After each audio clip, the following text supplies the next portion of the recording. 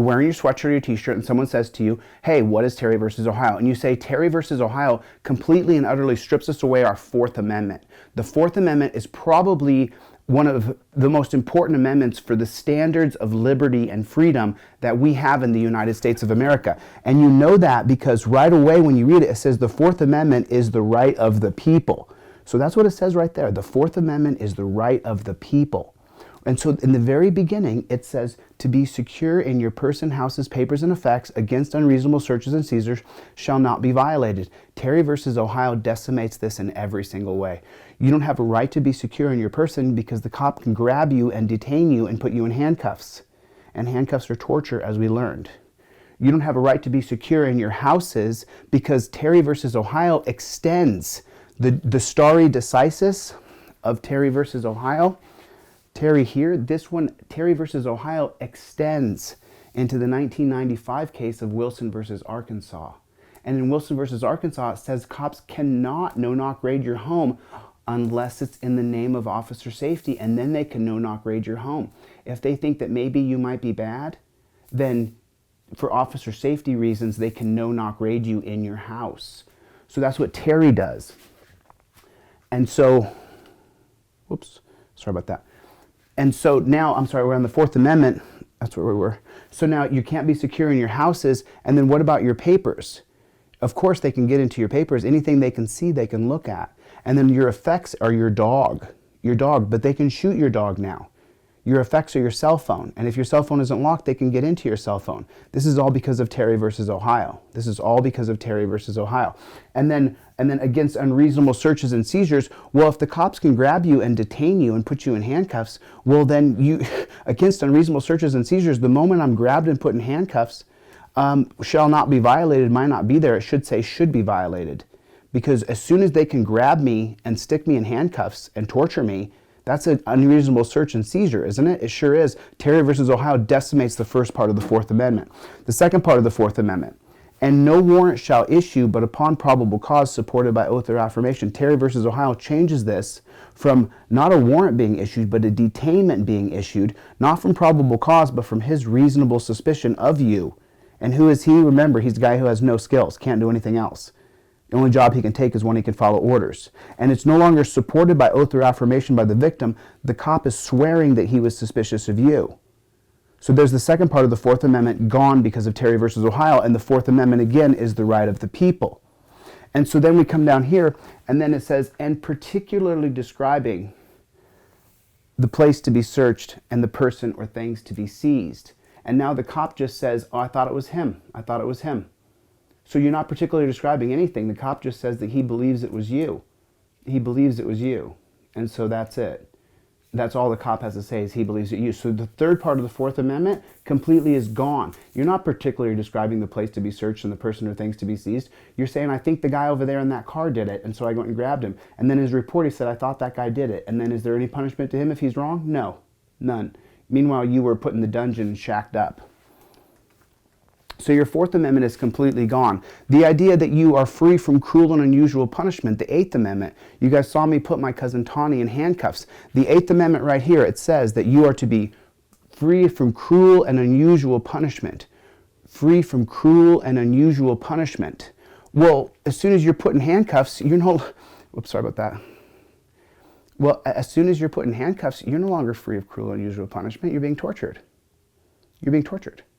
And so then when the cop asks you where you're going, it's only a matter of when you say, I'm going to my girlfriend's house, just get these cuffs off me. You didn't want to answer any questions, but very soon after you were being tortured, the Eighth Amendment being violated with the torture cuffs, pretty soon you'll tell the cop whatever he needs to know for the shoulders to stop hurting, that he has your shoulders pinged behind your back and your wrists are killing you. You guys saw the doctor be attacked by the dog. You guys saw the dog attack the doctor on the video on this page. And what happened? When the paramedics walked up to the doctor and said, what hurts the most? The doctor said, my wrists. My wrists hurt the most from the handcuffs. So they're torture cuffs. So you lose your Eighth Amendment right for cruel and unusual punishment, and then very soon after that, you lose your Fifth Amendment right to not answer any questions, because you will answer questions as soon as you're in those torture cuffs long enough. See, that's how that works. That's how that works. And so Then what the part that really bugs me is that Terry versus Ohio makes police psychics. Because remember, we dropped the idea of a warrant shall be issued upon probable cause supported by oath for affirmation, and we replaced that with a cop being reasonable suspicious. In O. Douglas's dissent, he wrote that you're giving a police officer the same power as a magistrate on the street. That's what William O. Douglas wrote in his dissent, 8-1. He dissented in Terry. And so what Terry does is it allows a cop to be suspicious of you and detain you without probable cause. So it makes a cop psychic. The 3 ways the cop can stop you. Number 1, if you've just committed a crime. Number 2, if you're in the act of committing a crime. But number 3 is if the cop believes that you are about to commit a crime. So that makes police psychic. That makes cops psychic. Do you think police are psychic? So far you guys have seen me break these guys down live. They're not psychic. Those people are not psychic. They're not very smart. They don't even know the laws that I'm teaching you now. When you answer the questions to people, when you're wearing this shirt and they say, Terry, ask me about it, and you break down how it breaks away your 8th Amendment right from cruel and unusual punishment, my friend, you're teaching someone else you are a hero. You are a hero. That when you teach them that handcuffs are torture cuffs, and that you're allowed to detain or torture someone with handcuffs based on Terry versus Ohio, you're a hero. You're doing the world a good service. Thank you. Appreciate that. Teach more people. Teach the kids. So then let's keep going down the line. What about your 6th Amendment right to face your accuser? You have a 6th Amendment right if someone says you committed a crime against them, which connects to the 4th Amendment, again, supported by oath or affirmation. So the 6th Amendment means you have a right to face your accuser. Well, so what does that mean exactly? That means that the person who's accused you of robbing their house you get to face that person, and they have to say that that person right there robbed my house. Well, the 6th Amendment just says that the cop can say that he thinks you were the guy that robbed the house and arrest you based on reasonable suspicion that you robbed the house. So there's no guy in a car pulling around in a van with black windows and looking out to see if it's you. They don't have to do that. They can just arrest you. The cop's reasonably suspicious of you. So the cop is the accuser. He's the accuser of you. And now we'll bring the witness to court after you're in jail, and the guy gets to the court and he goes, that's not him. That guy was Mexican. That guy's not Mexican. The guy I'm talking about was Mexican. Oh, it's not him? No, it's not him. Well, sorry about arresting you. I'm not kidding. This happens all the time. This is normal. This is normal behavior. 100% normal behavior. So you don't have a 6th Amendment right. You have no 6th Amendment right to face your accuser at all whatsoever. At all whatsoever. Now listen, the 7th Amendment says that you have a right to a jury trial if you do more than $25 worth of damage. So if in 1776, $25 worth of damage is probably what, $500, $1,000 today, right? So you have a jury trial based on if you do $25 more of thievery or of damaging a door or whatever you do wrong. Well, Terry versus Ohio, it doesn't matter. You don't need $25 worth of damage. You can just have broken the law and the cop can arrest you on his suspicion. So you don't have a 7th Amendment right for a jury trial for $25 because let me just tell you something. The moment that you get arrested, your ride has begun. And you're going to know what I'm talking about when they walk you into a room and drop all your clothes. Yeah. And then people look up your backside. Yeah. And make comments about your body. Yeah. You'll find out. It only takes one time for it to happen to you, and you're just like me. But you know what? You'll have to find that out on your own. And call me when it does, because I'm more than willing to help you. So you don't have a First Amendment right to liberty. You don't have a right to speech, because if you talk, the cop can say that you're obstructing justice. Your First Amendment right to speech, gone. You don't have that. You don't have that right. What about the press? Auditors will tell you, do you have the right to film cops? No, they'll arrest you. Cops can arrest you. You're obstructing justice. They're arresting you on reasonable suspicion that you're obstructing justice. And now it's up to the DA to decide if you're going to press charges. But like I just said, the ride to the dungeon for you has begun. The torture begins immediately with the cuffs. And then you're going to go behind the wall where those dirty rat pig monsters are even worse than the pig monsters who arrested you. But they're nice guys. They're just doing a job. You shouldn't have got arrested. You shouldn't have been filming them. What's wrong with you for wanting to film police in their active duties? So then you don't have a First Amendment right to speech. You don't have a First Amendment right to the press. Do you have the right to assemble? You don't. You can't stand on the curb and film cops. In Arizona and Oklahoma, they're trying to pass bills where you can't be within 20 feet of a cop, so you don't have a right to assemble. What if I was going to meet right there with 3 people? You lost your rights. You don't have that right. You don't have a Second Amendment right to have a gun. You know that. You can't have a gun. They'll shoot you. Tennessee versus Garner right here. This case is an extension of Terry versus Ohio. Terry versus Ohio says that officer safety is more important than your rights. Tennessee versus Garner says that if you're running away and the cop believes that officer safety is in jeopardy, he can shoot you in the back as you run away. The actual holding is just a wash. It's just stupid. It says that cops cannot shoot you in the back. It's unconstitutional unless it's for officer safety. I told you, officer safety is now the top of our Bill of Rights because of Terry versus Ohio. Because of Terry versus Ohio. And remember, the whole interaction with you, the reason why you're running away and he's shooting you in the back and believing in his mind that you're a danger to society is because he decided he was suspicious of you. You didn't have to do anything. He saw a bulge in your jacket. He thought it was a gun. He decided to be suspicious of you today. And who are these people who are suspicious of you? They're Neanderthals. They can't even hold a back and forth conversation. They're the lowest rung of our society. They don't have any other skills. That's who they are. That's who they are. So now you know when you're wearing the Terry sweatshirt, which by the way, we're sold out, boom, already gone. There's some people who haven't got their order yet, haven't gotten back to me, so I'll have a few straggling t-shirts and a couple sweatshirts left, but they're sold out. I mean, people got to me right away. So that's how you don't have any rights at all whatsoever. It strips you of all of your civil liberties. It strips you of your dignity, because if you're arrested, you'll be strip searched, and that's only based upon suspicion. Detainment is arrested. Even if you don't get taken to the dungeon, getting put in handcuffs with the knees in your neck and thrown in the back of a car, that absolutely is arrested, not detained. And it's torture too, which violates your 8th Amendment upon interaction with a cop. All you have to do is interact with them and you get a POW style of arrest on your face.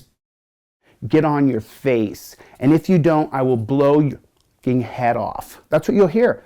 That's what you'll hear if you don't comply. On your face, and if you don't, I'll blow your head off. That's what he'll say to you. How do you feel about that? Good, right? That's Terry. That's Terry versus Ohio. When you say yes, ask me about it. Terry versus Ohio is absolute tyranny in our country. This is the tyranny of our country, Terry versus Ohio. Now, let me ask you a question. Can the cops violate your First Amendment right with qualified immunity? No. Can the cops violate your Second Amendment right because of qualified immunity? The qualified immunity case is the 1967 case of Pearson versus Ray.